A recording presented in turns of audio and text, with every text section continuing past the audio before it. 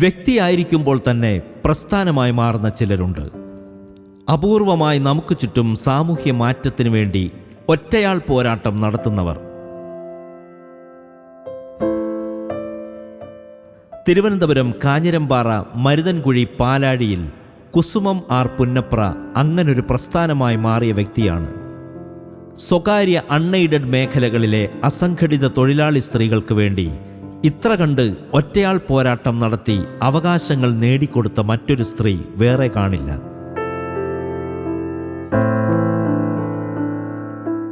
ഞാൻ ഒരു സ്ത്രീക്ക് ജോലിയും കുട്ടികളെ നോക്കലും വീട് പരിപാലിക്കലും എല്ലാം ഒരുമിച്ച് കൊണ്ടുപോകുന്ന ആ സമയം എന്ന് പറഞ്ഞാൽ ഭയങ്കര തിരക്കിട്ട ഒരു ജീവിതമായിരിക്കും ഒരു സ്ത്രീയുടെ. അപ്പോൾ പിന്നെ എനിക്ക് അല്പം റിലാക്സേഷൻ വന്ന് മക്കളൊക്കെ പഠിച്ച് അവർ ജോലി കിട്ടുകയും എൻ്റെ ജോലിയിൽ നിന്നുള്ള റിട്ടയർമെൻറ്റും അപ്പോഴാണ് എനിക്ക് നല്ല രീതിയിൽ എൻ്റെ മനസ്സിന് ഇഷ്ടപ്പെട്ടുള്ള ആ പ്രവർത്തനം എന്ന് പറഞ്ഞാൽ സാമൂഹ്യ പ്രവർത്തനമാണ്. മറ്റുള്ളവർക്ക് വേണ്ടിയിട്ട് കാര്യങ്ങൾ ചെയ്തു കൊടുക്കുക നിസ്വാർത്ഥമായിട്ട്.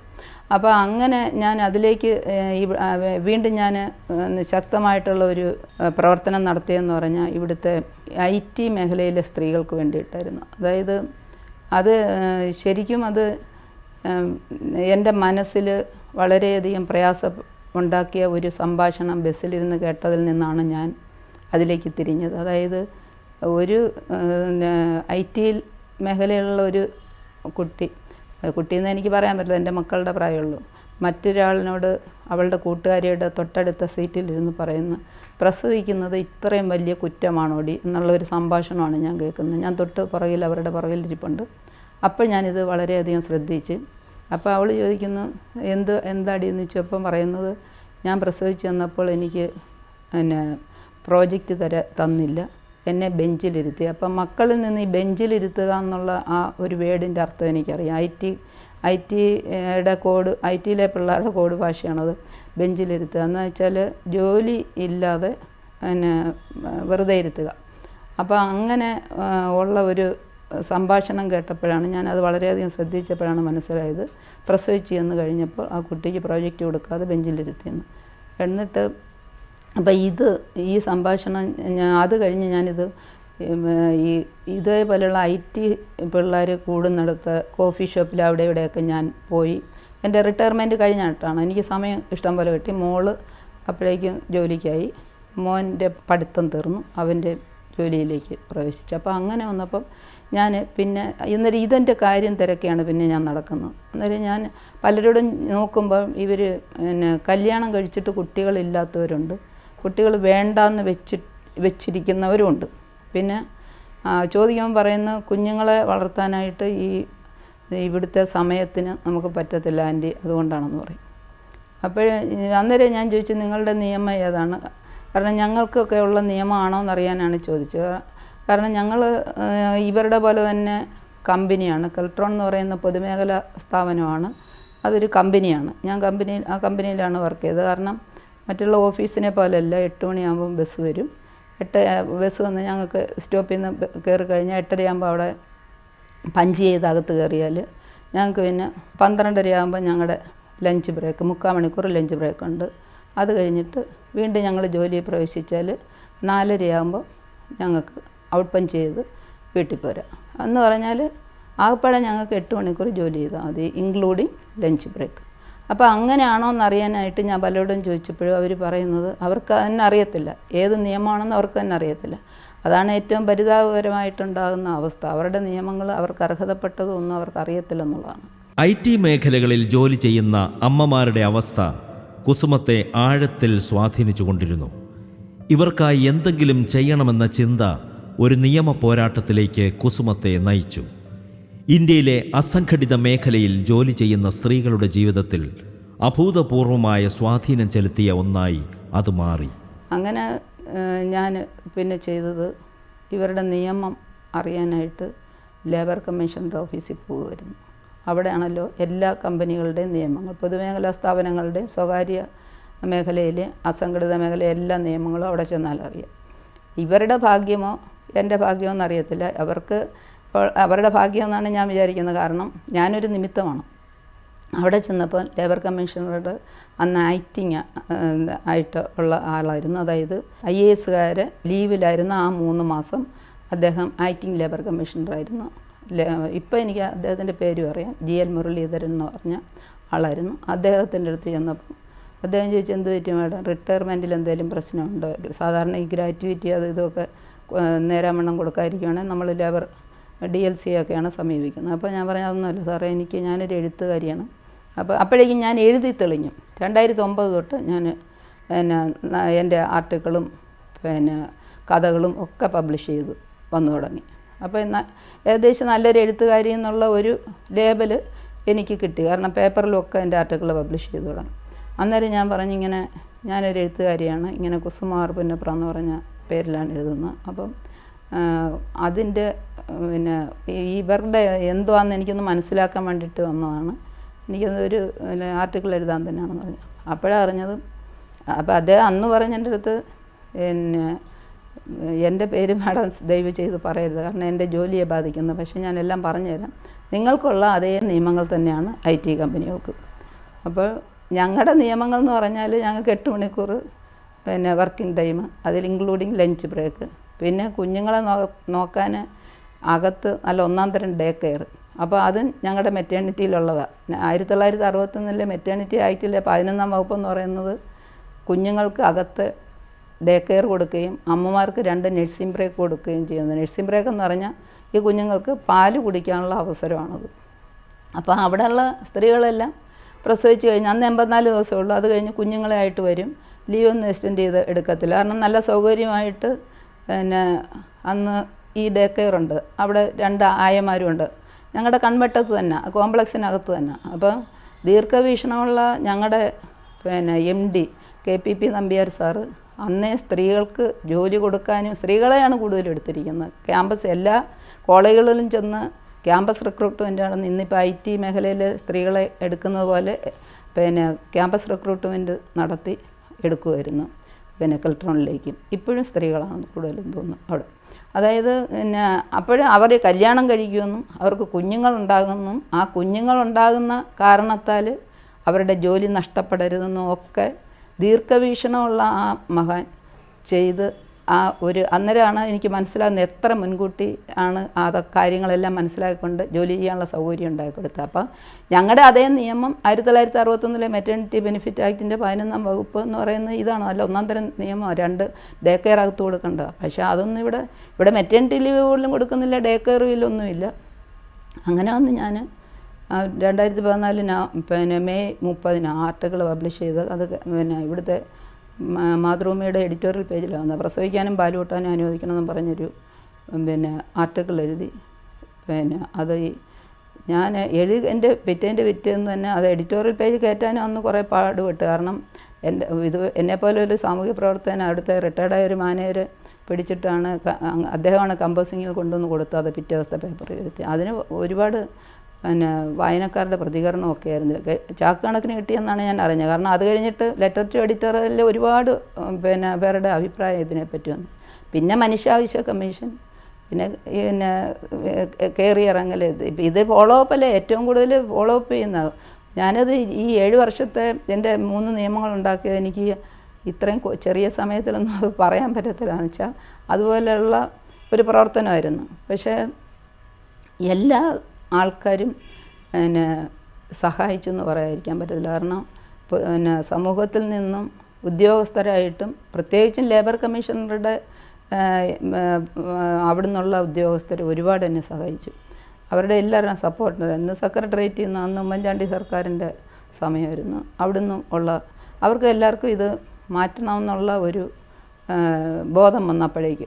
കാരണം അതുപോലെ പിന്നെ എല്ലാ പത്രദൃശ്യ മാധ്യമങ്ങളും അവർ എന്നെ എല്ലാ ചാനലുകാരും ദൂരദർശൻ, ആകാശവാണിയും ഒക്കെ ഒരുപാട് പ്രാവശ്യം എൻ്റെ ചർച്ചയും എൻ്റെ ബൈറ്റെടുക്കലും ഒക്കെ നടത്തി. ഞാനൊരു പൗലോ കൊയ്ലോയുടെ നോവൽ വായിച്ചിട്ടുണ്ട്. അപ്പോൾ അതിനകത്ത് പറഞ്ഞിരിക്കുന്നതിൽ ഒരു നല്ല കാര്യത്തിന് പൂർണ്ണ മനസ്സോടെ നമ്മൾ ഇറങ്ങുവാണെന്നുണ്ടെങ്കിൽ നമ്മുടെ സഹായിക്കാൻ ഈ ലോകം മുഴുവനും പുറകിൽ വന്നിരുന്നെന്ന് പറഞ്ഞ പോലെയാണ് എനിക്ക് സഹായം കിട്ടിയത്. 2015 ആദ്യമേ ഡേ കെയറിൻ്റെ നിയമം, അതിന് സെൻറ്ററിൻ്റെ കൺസെൻറ്റ് വേണ്ടായിരുന്നു. ഇവിടുത്തെ സബ്ജക്റ്റ് കമ്മിറ്റി കൂടി കേരള നിയമസഭ 1961 shops and establishment act amend ചെയ്ത് ഡേ കെയറിൻ്റെ നിയമം ഉണ്ടാക്കി.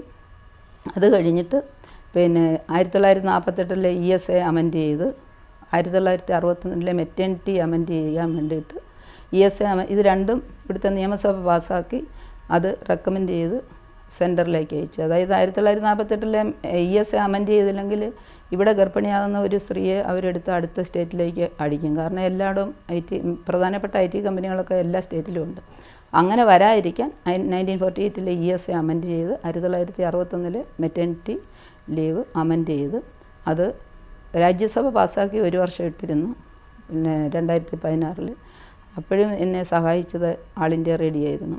2016 ഫെബ്രുവരി 27 ഒരു ചർച്ച നടത്തി. അതിൽ ഞാൻ തന്നെ ശരിക്കും പറഞ്ഞാൽ എല്ലാവരെയും പഠിപ്പിച്ചുകൊണ്ട് പോയി. ചർച്ചയ്ക്കുള്ള ആൾക്കാരെ ഞാൻ സെലക്ട് ചെയ്ത് അവരൊക്കെ ക്ലാസ് കൊടുത്തുകൊണ്ടാണ് ഞാൻ പോകുന്നത്. ഇപ്പോൾ രാജ്യസഭ പാസ്സാക്കി ലോക്സഭ പാസ്സാക്കാതെ ഇട്ടിരുന്നപ്പോൾ ഞാൻ അന്നേരം ഇങ്ങനെ തന്നെ പറഞ്ഞത്, ഞാനായിരുന്നു മോഡറേറ്റർ ചർച്ചയുടെ.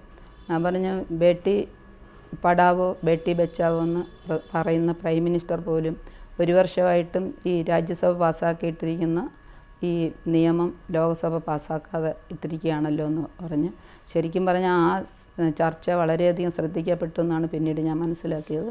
ഇവിടെ ആൾ ഇന്ത്യ റേഡിയോയും ദൂരദർശനും ഒക്കെ നടത്തുന്ന ചർച്ച അവർ വളരെയധികം ശ്രദ്ധിക്കപ്പെടും. അപ്പോൾ അങ്ങനെ പിറ്റേന്ന് ഞാൻ അപ്പോഴേക്കും എൻ്റെ മോള് ഹയർ എഡ്യൂക്കേഷനൊക്കെ ആയിട്ട് പോയി. അവൾ ഇവിടുത്തെ ഈ തൊഴിൽ നിയമം പാലിക്കാഞ്ഞിട്ടാണ് ഹയർ എഡ്യൂക്കേഷനൊക്കെ എടുത്ത് ശരിക്കും പോയാൽ 8 മണിക്കൂറേ ഇവർക്ക് ഇപ്പോഴും തൊഴിൽ നിയമത്തിൽ പറഞ്ഞിട്ടുള്ളൂ. അതായത് IT കമ്പനികൾ ഇങ്ങോട്ട് വരാനായിട്ട് ഒരേ ഒരു എഗ്രിമെൻ്റ് എന്ന് പറയുന്നത് ഇവിടെ ട്രേഡ് യൂണിയൻ പാടില്ലെന്ന് മാത്രമേ ഉള്ളൂ. പക്ഷേ എല്ലാ തൊഴിൽ നിയമങ്ങളും പാലിക്കാനായിട്ട് ILOയിൽ നമ്മുടെ ഈ ഇന്ത്യയുടെ തൊഴിൽ വകുപ്പ് മന്ത്രി സൈൻ ചെയ്ത ഒരു ഇതുണ്ട്. അപ്പോൾ അത് അങ്ങനെ പോലും അന്നേരം ആ നിയമങ്ങളൊന്നും പാലിക്കാത്ത ഒരു അവസ്ഥയിലാണ് മോളൊക്കെ ഇവിടുന്ന് പോയത്. പിന്നെ അങ്ങനെ അവൾ അപ്പോഴേക്ക് ഹയർ എഡ്യൂക്കേഷനൊക്കെ എടുത്ത് അങ്ങ് UK സെറ്റിലായി കഴിഞ്ഞു. പിന്നെ അന്നേരം ഞാൻ ഈ നിയമം പാസ്സായി വന്ന വാർത്ത ഞാൻ ശരിക്കും പറഞ്ഞാൽ ഞാൻ എൻ്റെ മോളുടെ അടുത്തിരുന്നാണ് കേൾക്കുന്നത്. അന്നേരം ഞങ്ങൾക്ക് കുഞ്ഞിനെ നോക്കാനായിട്ട് അത്യാവശ്യമായിട്ട് പോകണമായിരുന്നു. അപ്പോൾ ഞാൻ ഹസ്ബൻഡും കൂടെ പോയപ്പോൾ ഈ 2017 മാർച്ച് 7 ഇങ്ങനെ സ്ക്രോൾ ചെയ്ത് കാണിക്കുന്നു, ഇങ്ങനെ തൊഴിൽ IT മേഖല അസംഘടിത മേഖലയിലെ തൊഴിലാളികൾക്കുള്ള 1961 shops and establishment act amend ചെയ്ത് 2017 പുതിയ മെറ്റേണിറ്റി ലീവ് എന്നുള്ള നിയമം പാസ്സാക്കിയെന്നും പറഞ്ഞുകൊണ്ട് അതിങ്ങനെ സ്ക്രോൾ ചെയ്ത് കഴിഞ്ഞു. ശരിക്കും എനിക്ക് എൻ്റെ കണ്ണുകളെ വിശ്വസിക്കാൻ പറ്റിയില്ല. കാരണം അത്രയ്ക്ക് ഞാൻ പ്രതീക്ഷിച്ചിരിക്കാതാണ് ആ ന്യൂസ് കാണുന്നത്. എന്ന് വെച്ചാൽ ഇന്ത്യ ഒട്ടുക്കുള്ള സ്ത്രീകൾക്കാണ്, IT മേഖലയിലെ സ്ത്രീകൾക്ക് അസംഘടിത മേഖലയിലെ എല്ലാവർക്കും കൊടുക്കണമെന്നാണ്. പക്ഷേ IT മേഖലയിൽ മൊത്തം ഇന്ത്യ ഒട്ടുക്ക് ആ നിയമം പ്രാബല്യത്തിലായി. സ്ത്രീകൾക്ക് പ്രസവാവധി കിട്ടിത്തുടങ്ങി. ഇത് കിട്ടിത്തുടങ്ങിയെന്ന് പറഞ്ഞാലും ഇത് പാസ്സാക്കി വന്നിട്ടും ഇവരാദ്യം കൊടുക്കാനൊന്നും മടിച്ചു. അന്നത്തെ ലേബർ കമ്മീഷണറായിരുന്ന അലക്സാണ്ടർ സാറിൻ്റെ അടുത്ത് എനിക്കന്നേരം പിള്ളേരുടെ IT മേഖലയിൽ ജോലി ചെയ്യുന്നവരുടെ തൊഴിലാളികളുടെ എല്ലാവരുടെയും ഫോൺ വിളികളും മെസ്സേജും ഒക്കെ എനിക്ക് വന്നുകൊണ്ടിരുന്നു. അപ്പോൾ അങ്ങനെ അവർ ഇങ്ങനെ കൊടുക്കാതെ ഇരിക്കുമ്പോൾ അവിടെയുള്ള ശരിക്കും ഒരു ടെക്നോ പാർക്കിൽ ഇതിൻ്റെ ആദ്യമായിട്ട് ഇത് കൊടുക്കാതിരുന്ന ടെക്നോ പാർക്കിൽ തന്നെ ഒരു കമ്പനിയാണ് കൊടുക്കാതിരുന്നപ്പോൾ അവിടെയുള്ള ഒരു ഉദ്യോഗസ്ഥനായിട്ടുള്ള ചെറുപ്പക്കാരനാണ് എന്നെ വിളിച്ച് പറഞ്ഞ്, ആൻറ്റി നിയമം ഉണ്ടാക്കിയിട്ട് ഇവരിത് കൊടുക്കാൻ വിസമ്മതിക്കുമെന്ന് പറഞ്ഞു. അപ്പോൾ ഞാൻ പറഞ്ഞു കമ്പനിയുടെ പേരൊക്കെ തരാൻ പറഞ്ഞു. അങ്ങനെ ഞാൻ ലേബർ കമ്മീഷണറുടെ അടുത്ത് ചെന്ന് പരാതി പറഞ്ഞു, മാഡത്തിന് ഇനിയിപ്പം ഇവർക്ക് വേണ്ടിയിട്ട് കംപ്ലയിൻ്റ് എഴുതി തരാം, കാരണം മാഡമാണ് ഇവർക്ക് വേണ്ടിയിട്ട് ശ്രമിച്ചിരിക്കുന്നത്. പൊതുപ്രവർത്തകൻ എന്ന നിലയിൽ അദ്ദേഹം പറഞ്ഞു തന്നു, ഇങ്ങനെ എഴുതുമെന്ന് പറഞ്ഞു തന്നു. പൊതുപ്രവർത്തകൻ എന്ന നിലയിൽ ഇന്ന കമ്പനിയിൽ മെറ്റേണിറ്റി ലീവ് കൊടുക്കുന്നില്ല എന്നുള്ള വിവരം ഞാൻ അറിയുകയും എത്രയും പെട്ടെന്ന് അത് കൊടുക്കണമെന്ന് പറഞ്ഞിട്ട് അങ്ങനെ എന്നെക്കൊണ്ട് കംപ്ലയിൻ്റ് എഴുതിപ്പിച്ച് അദ്ദേഹം എന്നെ ഈ ജിടെക്കുകാരെ വിളിച്ചു. ജിടെക്കുകാരെ മീറ്റിങ്ങിന് വിളിച്ചു. പിറ്റേ ദിവസം തന്നെ അദ്ദേഹം മീറ്റിങ്ങിന് വിളിച്ചപ്പം പറഞ്ഞ് ഞങ്ങൾ എല്ലാവരും കൊടുത്തു തുടങ്ങിയിട്ടുണ്ടെന്ന് പറഞ്ഞു. ഇല്ല, കൊടുക്കാത്ത ആരൊക്കെയാണെന്ന് എനിക്കറിയാമെന്ന് പറഞ്ഞ് അദ്ദേഹം ആ മീറ്റിങ്ങിൽ പറഞ്ഞു. പിന്നെ പറഞ്ഞ് നിങ്ങൾക്ക് കൊടുക്കാതിരിക്കാൻ പറ്റത്തില്ല, നിയമമായി കഴിഞ്ഞു, എല്ലാവരും നിയമം പാലിച്ചേ പറ്റത്തുള്ളൂ എന്ന് പറഞ്ഞു. അങ്ങനെ പിന്നെ എല്ലാ കമ്പനികളും കൊടുത്തു തുടങ്ങിയിട്ടുണ്ട്. ഇപ്പോഴും എല്ലാവരും കൊടുക്കുന്നുണ്ട്. മെറ്റേണിറ്റി കൊടുക്കാതിരിക്കുന്നില്ല. പക്ഷേ അവർക്ക് ഈ ഒരു വാലിഡേഷൻ ടൈമുണ്ട് ഇതിൻ്റെ വർഷത്തിൽ ഒരിക്കലും. ആ സമയത്ത് മെറ്റേണിറ്റി ലീവിന് പോയ കുട്ടികൾക്ക് ഇൻക്രിമെൻറ്റ് കിട്ടുന്നില്ല എന്നുള്ളത് എനിക്ക് പിന്നീട് കംപ്ലയിൻറ്റ് തന്നു. അപ്പോൾ അങ്ങനെ 2 നിയമമായി. അപ്പോൾ അത് കഴിഞ്ഞിട്ട് പിന്നെ എനിക്ക് തിരിയേണ്ടി വന്നത് ഈ പിന്നെ സ്വാശ്രയ സ്ഥാപനങ്ങളിലെ സ്ത്രീകൾക്ക് വേണ്ടിയിട്ടാണ് തിരിയേണ്ടി വന്നത്. അതായത് ഈ ഇവർക്ക് മെറ്റേണിറ്റി ലീവ് അനുവദിപ്പിച്ചത് അറിഞ്ഞ ഉടനെ തന്നെ Thrissur Mother's College of Nursing എന്ന് പറഞ്ഞ ഒരു കോളേജുണ്ട്. അത് നഴ്സിങ്ങിൻ്റെ കോളേജും പിന്നെ അവർക്ക് ഹോസ്പിറ്റലും ഉണ്ട്. അങ്ങനെ പിന്നെ അവിടുത്തെ 2 ഗർഭിണികളാണ് എന്നെ വിളിക്കുന്നത്. ഇപ്പോഴും ഞാൻ അവരുമായിട്ട് കോണ്ടാക്റ്റ് ഉണ്ട്. കാരണം എന്തെങ്കിലും പ്രശ്നം വരുമ്പോൾ ഉടനെ അവരെന്നെ വിളിക്കും. അപ്പം ഞാൻ ചോദിച്ചു എന്ത് പറ്റിയെന്ന് ചോദിച്ചാൽ പറഞ്ഞു, ഞങ്ങൾക്ക് ഇതുവരെ എല്ലാവരും ലോസപ്പയിലാണ് പ്രസവിക്കാൻ പോണത്, ഞങ്ങൾക്കൂടെ മാഡം പിന്നെ മെറ്റേണിറ്റി സാലറിയോട് കൂടി ലീവ് മേടിച്ച് തരുമെന്ന് ചോദിച്ചു. ഞാൻ പറഞ്ഞു അത് ഞാനിനി എന്ത് ചെയ്യാൻ പറ്റും? ഉടനെ പറഞ്ഞ് പിന്നെ മാഡം ഇത്രയും കഷ്ടപ്പെട്ട് അവർക്ക് മേടിച്ചു കൊടുത്തല്ലോ ഞങ്ങൾക്ക്. അപ്പം ഞാൻ ചോദിച്ചു നിങ്ങൾക്ക് ലീവില്ലേ? അതും അവർക്കറിയത്തില്ല. അവസാനം പിന്നെ വിവരാവകാശ പ്രകാരം ഇവർക്ക് ലീവ് ഇല്ല എന്നുള്ളതില്ല, ഉള്ളവരുടെ മാത്രം കിട്ടി. അത് അപ്പീൽ ചോദിച്ചിട്ടാണ് തരുന്നത്.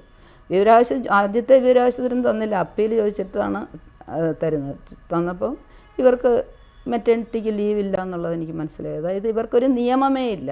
ഇവിടുത്തെ private engineering college, medical college, nursing college, private school, college, ഇവർക്ക് അതിലെ സ്ത്രീകൾക്ക് നിയമമേ ഇല്ല. അതേസമയം അവരുടെ ഓഫീസ് സ്റ്റാഫിന് 1961 മെറ്റേണിറ്റി ബെനിഫിറ്റ് ആക്ട് അനുസരിച്ചിട്ടുള്ള പ്രസവാവധി കൊടുക്കുന്നുണ്ട്.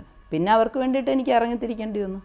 അത് ഇതുപോലെ അതിന് പക്ഷേ ഇവർക്ക് നിയമ സംരക്ഷണ സമിതിയൊന്നും കൂടേണ്ട കാര്യം വന്നില്ല ലേബർ കമ്മീഷണറുടെ ഓഫീസിൽ. കാരണം ഒരു നിയമം ഉണ്ടാക്കണമെങ്കിൽ അവർക്കൊരു നിയമം ഉണ്ടാക്കുന്നില്ല, അതിന് കരടുണ്ടാക്കണം ആദ്യം. അത് കഴിഞ്ഞിട്ട് അതിനെ നിയമസഭ വെച്ച് അത് പാസ്സാക്കണം. പിന്നെ അത് അമെൻഡ്മെൻറ്റ് വല്ലതും ഉണ്ടെങ്കിൽ അത് വരുത്തണം. പക്ഷേ അതെല്ലാം ചെയ്ത് തീർത്ത് ലേബർ കമ്മീഷൻ്റെ ഓഫീസിലെ DLO ALOമാരെല്ലാം അവർ LLBക്കാരും LLMകാരും ഒക്കെ അതിൽ ഇവർ റിട്ടയർഡ് ആയി കഴിഞ്ഞാൽ നേരെ അവർ പിന്നെ പ്രാക്ടീസിന് പോവുകയാണ് ചെയ്യുന്നത് കോടതികളിൽ. അപ്പം ആരോ പറഞ്ഞ് ഇന്ന ആൾ പരാതി കൊടുത്തു കഴിഞ്ഞു, ഇങ്ങനെ സെൽഫ് ഫൈനാൻസിങ് മേഖലയിലെ സ്ത്രീകൾക്ക് പ്രസവാവധിക്ക് വേണ്ടിയിട്ട് മുഖ്യമന്ത്രി എടുത്ത് പരാതി കൊടുത്തു കഴിഞ്ഞു എന്ന് പറഞ്ഞു. അന്ന് പിണറായി സർക്കാരിൻ്റെ ഫസ്റ്റ് പിണറായി സർക്കാരിൻ്റെ കാലമാണ്. ഒരു ദിവസം എനിക്കൊരു ഫോൺ കോൾ വരികയാണ്, കുസുമ മാർ പുന്നപ്രയിൽ. ഞാൻ പറഞ്ഞത് മാഡം ഞാൻ പിന്നെ ഒരു മെയിലിൽ കൂടെ ഒരു പിന്നെ നിയമം ഉണ്ടാക്കിയ ഒരു അപേക്ഷ അങ്ങോട്ട് അയക്കും. അതായത് നിയമം മാറ്റി എഴുതിയ ഒരു സംഭവമാണ്. അത് മാഡം അത് ഡൗൺലോഡ് ചെയ്തെടുത്തിട്ട് ഒരെണ്ണം ഒപ്പിട്ടിട്ട് ലേബർ കമ്മീഷണർക്ക് കൊടുക്കണം, ഒന്ന് ഒപ്പിട്ടിട്ട് മുഖ്യമന്ത്രിക്കും ലേബർ മിനിസ്റ്റർക്കും കൂടെ കൊടുക്കണമെന്ന് പറഞ്ഞു. അതായത് അദ്ദേഹം ഞാൻ എഴുതുന്ന പോലെയാണ് അത് എഴുതി വിട്ടിരിക്കുന്നത്. പിന്നെ അതൊരു ഫോട്ടോ കോപ്പി എടുത്തതൊന്നുമല്ല. കാരണം എൻ്റേതായിട്ട് ഞാൻ സബ്മിറ്റ് ചെയ്യുന്നത് എങ്ങനെയാണെന്ന് വെച്ചാൽ അതേപോലെ. അപ്പോൾ അതുകൊണ്ടൊന്ന് കൊടുത്തു. ഇവർക്കന്നേരം ഈ 1961 ഷോപ്സ് ആൻഡ് എസ്റ്റാബ്ലിഷ്മെൻറ്റ് ആക്ട് ഈ IT-കാർക്ക് കൊടുത്ത അതേ നിയമത്തിൽ കേരളത്തിലേക്ക് മാത്രം ഇവരെ ഉൾപ്പെടുത്തി നിയമം മാറ്റി എഴുതിയ ഒരു നിവേദനമായിരുന്നത്. അപ്പോൾ അതുകൊണ്ട് അത് പിന്നെ ലേബർ കമ്മീഷണറുടെ ഓഫീസിലെ ലേബർ ലാ റിഫോംസ് കമ്മിറ്റിക്കൊന്നും ചെയ്യേണ്ടി വന്നില്ല. നേരെ ഇത് പാസ്സാക്കി സെൻറ്ററിലേക്ക് അയച്ച് കേന്ദ്ര തൊഴിൽ വകുപ്പിൽ നിന്ന് ഇന്ത്യയിൽ ആദ്യമായിട്ട് കേരളത്തിലേക്ക് മാത്രം അങ്ങനെ അത് പാസ്സാക്കി വരികയും അതും ഇതിങ്ങനെ പറഞ്ഞെങ്കിലും ഇതിന് ഒരുപാട് ഫോളോ അപ്പ് നടത്തി. അവിടെ എനിക്ക് ഡൽഹിയിൽ ഇതിന് ഫോളോ അപ്പ് ചെയ്യാനായിട്ട് ആൾക്കാരുണ്ടായിരുന്നു. കാരണം എല്ലാ പേപ്പറുകാരും മിക്കവാറും പേപ്പറുകാരെല്ലാം എൻ്റെ ഫോൺ നമ്പരും കൂടെ ചേർത്തായിരുന്നു കൊടുത്തിരുന്നത്. അപ്പം എനിക്ക് ആ ഫോൺ നമ്പറിൽ എനിക്ക് എന്നെ വിളിക്കുകയും എന്ത് സഹായം വേണേലും തരാമെന്ന് പറഞ്ഞ് അവർ ഓഫർ ചെയ്യുകയൊക്കെ ചെയ്തു. അപ്പം ഞാൻ പറഞ്ഞു എനിക്കിപ്പം വേണ്ടത് ഇതാണ്, ഇങ്ങനെ പറഞ്ഞാൽ അവിടെ വന്നിട്ടുണ്ട് തൊഴിൽ വകുപ്പിൽ, അതൊന്ന് പാസ്സാക്കിച്ച് അന്നേരം ലോകസഭയിലും രാജ്യസഭയിലും ഒന്നും വയ്ക്കേണ്ട, കേന്ദ്ര തൊഴിൽ വകുപ്പിൻ്റെ കൺസെൻറ്റ് മാത്രം മതിയായിരുന്നു. അങ്ങനെ അവർക്കും നിയമമായി കഴിഞ്ഞ് പിന്നെ അതും കൊടുക്കാനായിട്ട് ഇതുപോലെ കൊടുക്കാതിരിക്കുമ്പോൾ പിള്ളേരുടെ വിളി വരികയും അതാത് ജില്ലയിലെ DLOമാരെയൊക്കെ ഇടപെടുത്തുകയും അങ്ങനെ ഇപ്പോഴും കൊടുക്കാതിരിക്കുകയാണെന്നുണ്ടെങ്കിൽ വിളി ഇപ്പോഴും വരുന്നുണ്ട്, അത് കൊടുപ്പിക്കുന്നുമുണ്ട്. അപ്പം അങ്ങനെ ആയിരുന്നു അതിൻ്റെ നിയമം. അങ്ങനെ 3 നിയമങ്ങൾ 14 തൊട്ട് 21 വരെ. 20 സ്കൂളിനൊക്കെ വന്നു കഴിഞ്ഞ് ഈ കോളേജുകാർ പ്രശ്നം ഉണ്ടാക്കി 21 വീണ്ടും അത് അമെൻഡ് ചെയ്ത് 21 ഒരു നിയമം കൂടെ അതിവിടെ അമെൻഡ് ചെയ്ത് ഗസറ്റ് ഇറക്കേണ്ടി വന്നു. അങ്ങനെ 3 നിയമങ്ങളുണ്ടാക്കി. ഇത് പറയുമ്പോൾ നമുക്ക് എളുപ്പം കഴിഞ്ഞു, പക്ഷേ അതിൽ ഒരുപാട് വർക്ക് ഞാൻ ചെയ്തതെന്ന് വെച്ചാൽ ഒരുപാട് വർക്ക് ചെയ്തു.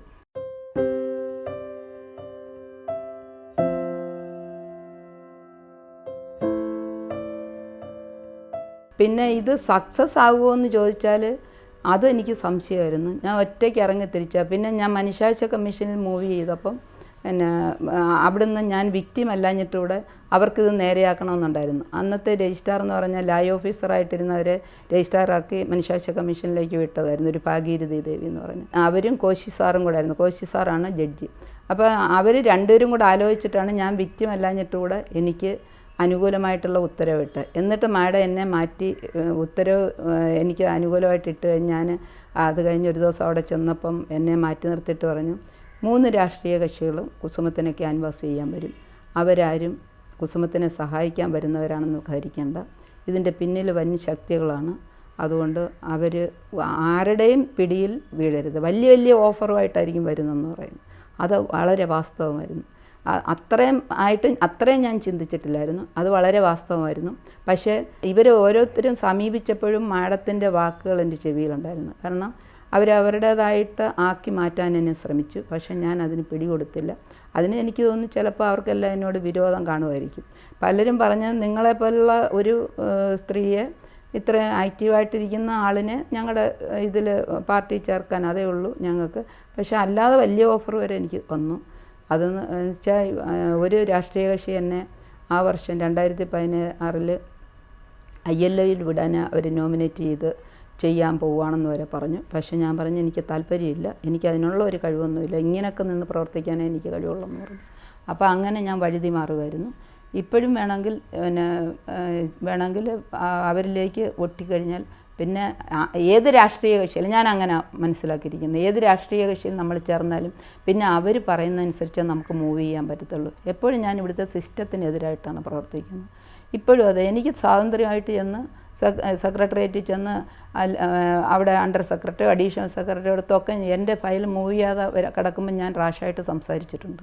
അവർക്ക് ചിലപ്പോൾ എന്നോട് വിരോധം കാണാം. അപ്പം ഞാൻ അവരുടെ ഒരു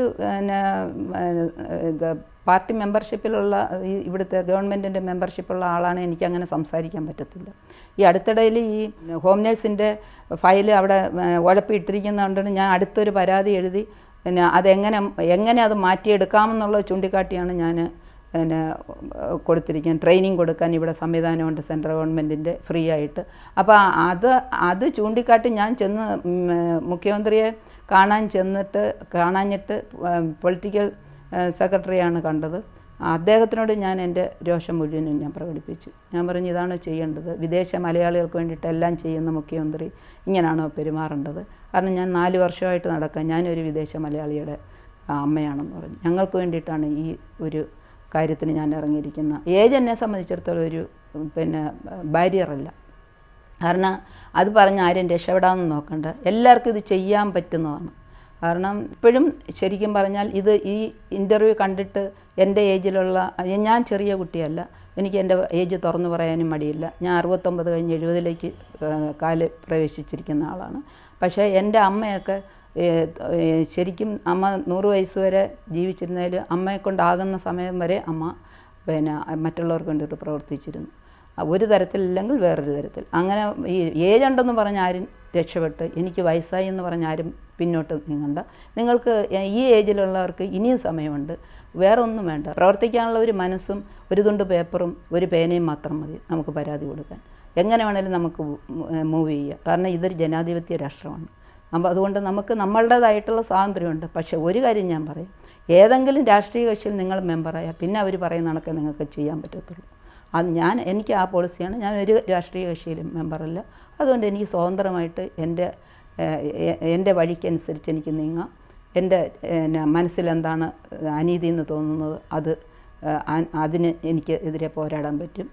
അപ്പോൾ അതുകൊണ്ട് ഈ ഏജ് എന്ന് പറയുന്ന ഒരു ബാധകമല്ല ഇതിന്.